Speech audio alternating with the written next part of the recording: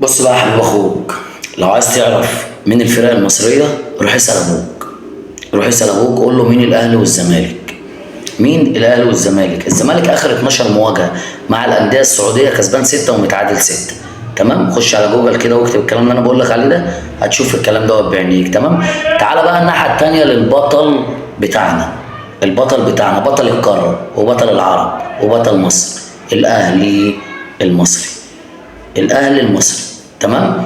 بص يا حبيب اخوك، الاهلي المصري اخر 18 مواجهه بينه وبين الانديه المصريه، بينه وبين الانديه السعوديه، كسبان 10 مباريات ومتعادل 3 وخسران 5. تمام، ده الاهلي.